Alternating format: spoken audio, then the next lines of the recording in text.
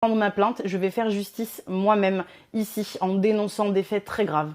Je suis créatrice de contenu, autrice depuis maintenant. Alors mesdames, je vous laisserai regarder cette vidéo qui est choquante, poignante, terrible, vraiment.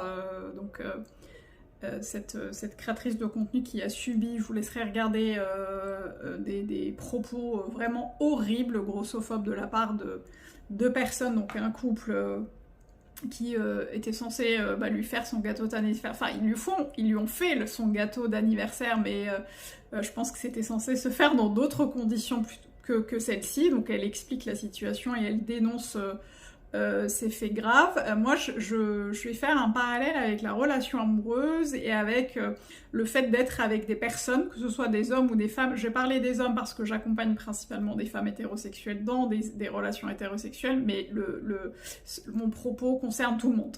Voilà, je suis le petit disclaimer parce que je sais que je vais avoir des personnes qui vont me dire « Oui, mais chez les femmes, c'est pareil. » Oui, tout le monde est concerné.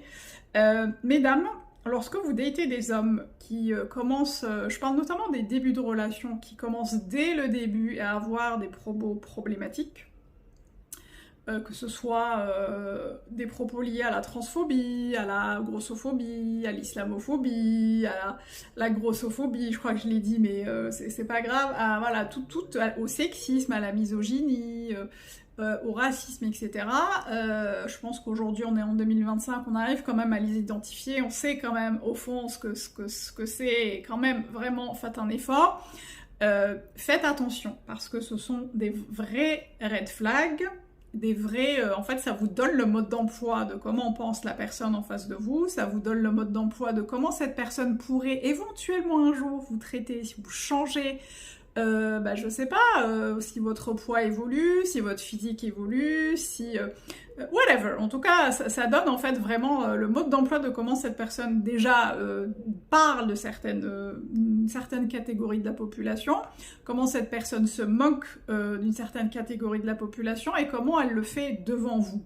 Donc la question c'est est-ce que vous allez continuer à autoriser ce type de propos notamment en début de relation, notamment lors des premiers dates, en rigolant, en faisant comme si c'était pas très grave parce que la personne en face est quand même hyper intéressante, il y a un beau potentiel et peut-être qu'on n'a pas forcément envie de passer à côté, ou est-ce que vous allez mettre un stop en disant attention, là c'est un propos problématique, j'ai pas envie d'être complice de ça, j'ai pas envie de l'encourager, j'ai pas envie de le questionner, donc je vais prendre mes clics et mes claques et passer mon chemin. Vraiment, c'est important.